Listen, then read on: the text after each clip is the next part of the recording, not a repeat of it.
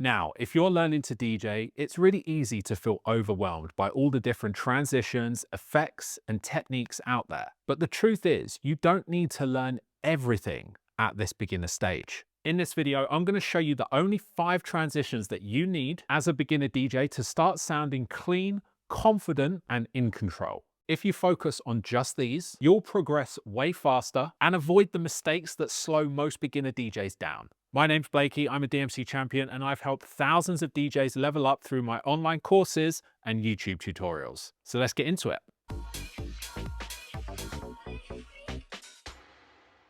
The fastest way to improve as a beginner is not to learn more, but to focus on less. Trying to learn everything at once is just going to overwhelm you, make your practice inconsistent, and end up with you creating messy mixes. So in this video, we're going to strip everything back. You're going to learn just 5 transitions, and each one has a purpose. Together, they are all you need right now. They're not flashy, they're not complicated, but they're effective. Now for this video, I'm going to be using the DDJ Flex 4 controller from Pioneer DJ, which in my opinion is the controller to go for if you're a beginner and you're looking for DJ equipment. And it also allows you to use the Rekordbox software for free. But the truth is, everything that I'm showing you in this video will work on any DJ controller you have and any DJ software you choose. Whether that's Rekordbox or Serato or Virtual DJ, you're going to be able to follow along with everything I show you in this video, no problem. And that's because all controllers have the same fundamentals. Your DJ controller will have 2 volume faders, a crossfader,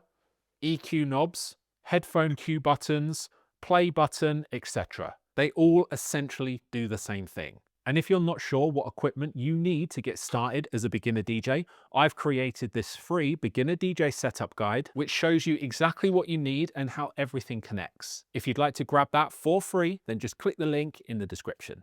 Okay, so now let's talk quickly about beat matching. Beat matching is where you have one song on each deck and the tempos of both of those songs are matched. This allows both tracks to play at the same speed and they will stay in time with each other. And this all comes down to the BPM, which stands for beats per minute. And right here in Rekordbox, you can see that the track on the left deck is 126 BPM and the track on the right deck is 130 BPM. So I'm going to move the tempo slider on the track on the left deck until we get to 130 BPM on the left deck so that the BPMs match. So now both tracks are running at 130 BPM. It's also important to understand phrasing, so I'm going to very quickly go over that so that you can understand exactly when you need to press play on the track that you're going to be mixing. Now, dance music is structured in 32 beat phrases, and what that means is every 32 beats, something in the track will change and it will go into a new phrase. And this could really be anything. This could be that the drums are taken out of the track, or it could be that some vocals are brought into the track, or maybe some percussion is added to the drums. But the rule is every 32 beats, something in the track changes. So what I'm going to do is I'm going to play the track on the left deck and I'm going to put a counter on the screen counting along with the beats. And just take a listen to what happens at the end of every 32 beat phrase. Something in this track will change. And it's at that moment when you need to press play on the track you're mixing in so that the phrases align with each other.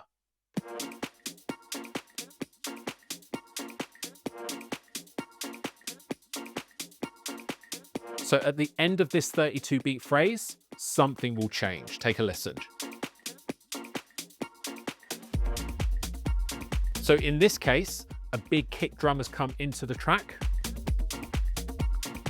So at the end of that 32 beat phrase, that would be the moment to start mixing in the other track. Now I'm actually going to keep that beat counter on the screen for every transition throughout this video, and this will help you get a really good feel for phrasing and it's going to help you understand it quicker. Phrasing is not something that you need to be thinking about all the time. It's something that you will pick up intuitively and start to understand naturally as you start practicing. Okay, transition number 1. This is going to be called the long blend. And this is the simplest transition out of the 5, and we're going to incrementally increase the difficulty and the complexity. Now, the long blend involves nothing but the volume faders right here.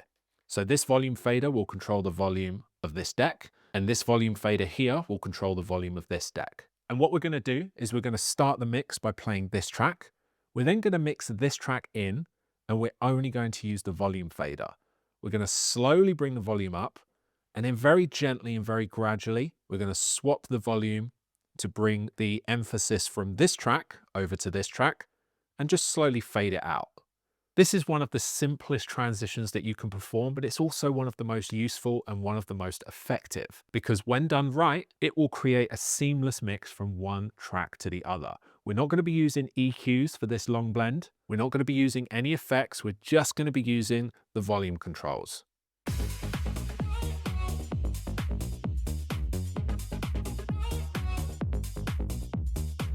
I'm going to tap the Q button in time, and this is going to make pressing play in time easier. I'm going to nudge the jog wheel here to line up the beats. And then I'm going to start fading in the track on the left deck.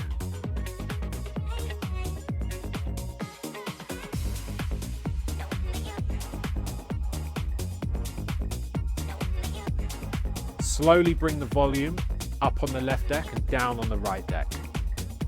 So it's a very subtle, gradual mix.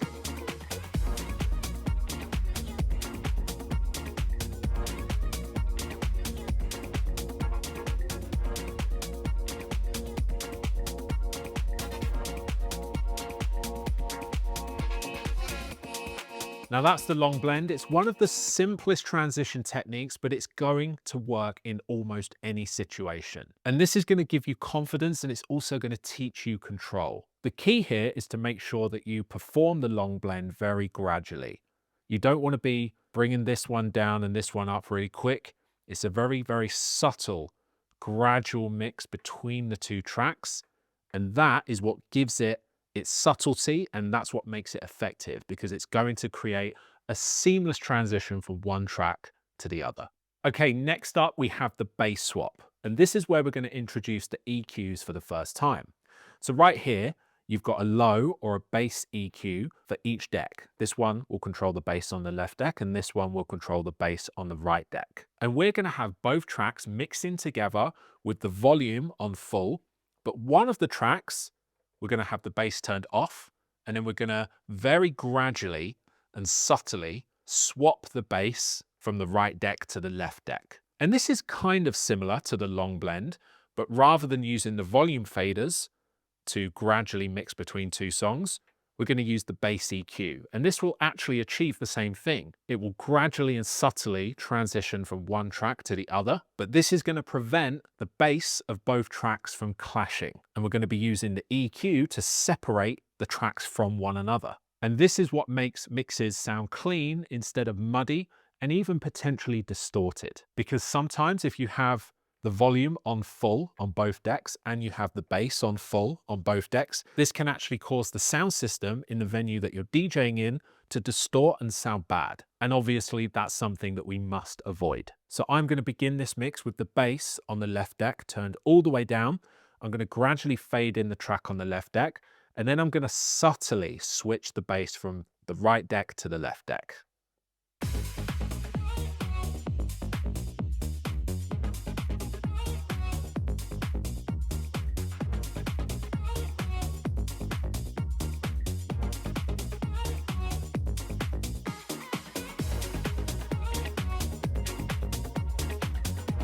Let's start swapping the bass EQ now.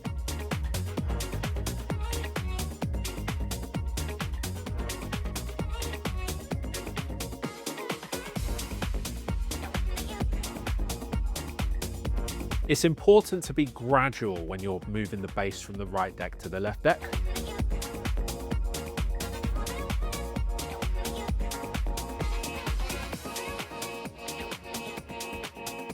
And then slowly fade out the track on the right deck.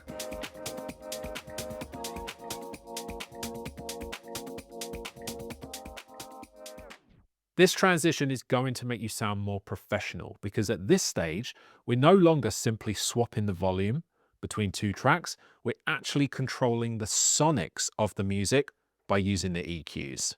Now, if you would like a clear step-by-step path that shows you exactly what you should be practicing as a beginner DJ and in what order, then you should check out my Ultimate Beginner DJ course. I've spent the last year talking to thousands of beginner DJs and asking them exactly what it is that they've been struggling with. And this course has been made to fix all of those problems. It's been designed to reduce overwhelm and give you a clear path that shows you exactly what you should be learning so that you can learn to DJ properly from day one. If you'd like to check it out, then just click the first link in the description. Okay, this next transition is called the drop mix. And this transition is really simple, but there is one thing you have to make sure you get perfect to perform this one correctly. So what we're going to do is we're going to play the track on the right deck during the breakdown section. And this track is going to build up towards the drop. And just when this track is about to drop, we're going to bring the volume down and we're going to press play at the start of the drop on this track. And the important thing to get right here is the phrasing. If the phrasing is off on this mix, then the mix will sound completely wrong. I'm going to have the counter on the screen counting along with the beats. And you'll see at the end of this 32 beat phrase, I'm going to bring the volume down and press play at the drop on this track. You also need to be sure to press play in time. And this will just take a little bit of practice to get the timing right.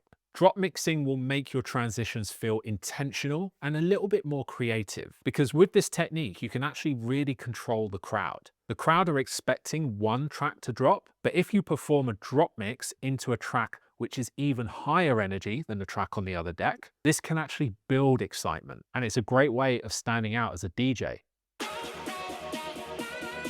So at the end of this 32 beat phrase, we're not going to let this track drop. We're going to drop into this track.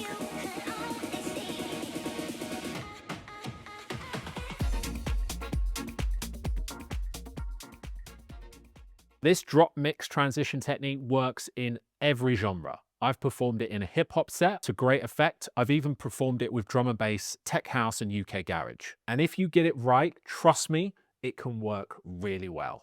Okay, next up, we've got the echo out transition. And this one is super versatile and also really simple to do. So we're going to be playing the track on the right deck and we're going to apply an echo effect and then bring the volume down, and the echo will continue playing to give a clean tail to this track. This is a really simple way of exiting a track cleanly. And at that point, you can just press play on a track on the other deck.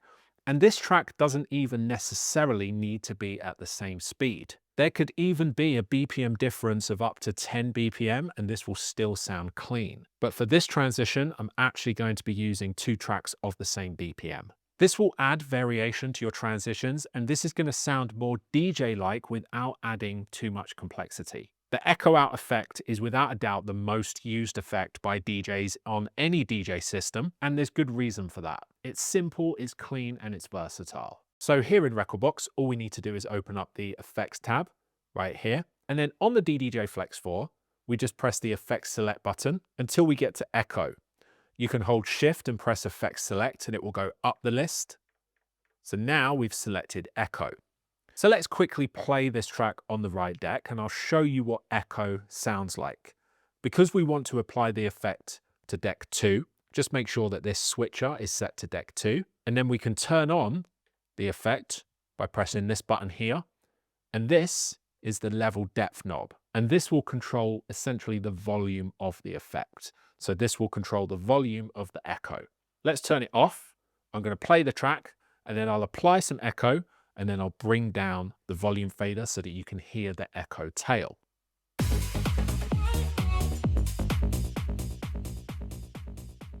So that echo is called a 1 beat echo, and that means the echo will last for 1 beat. Let's take another listen.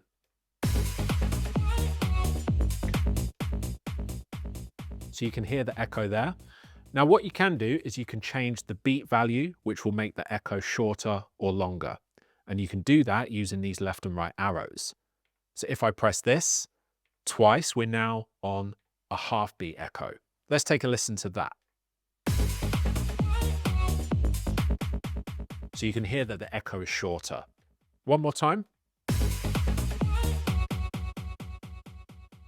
Now I like a half beat echo, but in this scenario, I'm going to change it back to 1 beat. because a 1-beat echo will give us a longer tail, and this is actually going to make the transition between the two tracks cleaner. Now for this example, I'm actually going to play the track on the right deck from the drop, and then after 32 beats has passed, I'm going to apply the 1-beat echo, bring the fader down, and then I'm going to press play on the track on the left deck, which is actually at the start of the breakdown.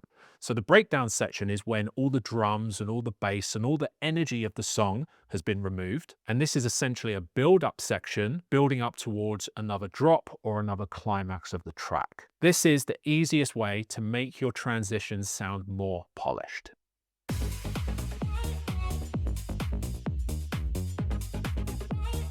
So at the end of this 32-beat phrase, I'm going to apply a 1-beat echo.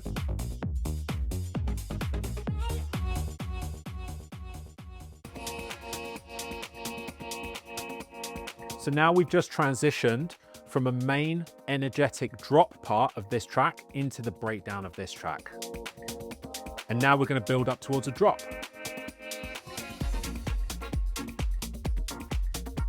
So the echo out transition is one of the most versatile transitions that you can possibly learn because it gives you control and it gives you the ability to actually manage the energy of your set so that you can really take charge of the energy on the dance floor. It's important that you don't overuse this transition technique because it's so effective that it can be quite easy to rely on. Use it as an exit strategy as and when it's needed, but do not use it constantly because actually it can make your sets sound quite dull and monotonous if you constantly use this technique. Okay, and transition number 5, this is the crossfader cut. And this is where things get a little bit more creative and more expressive. So what we're going to do is we're going to have both tracks playing from the drop, and I'm actually going to use the crossfader to cut between the tracks to essentially create our own remix of the song. For this, we're going to need to have both volume faders at full, and we're also going to need to have the EQs at 12 o'clock. Now, when the crossfader is all the way to the left, that means only the track on this deck will play out of the speakers. When I move it to the right, that means only this track will play out of the speakers. And when it's in the middle, that means you hear both. So by moving the crossfader quickly between the tracks, we can actually switch between them very quickly. And this technique is really fun and you can get super creative with it. This is great for high energy moments and it will add variation to your sets and it's going to help you stand out.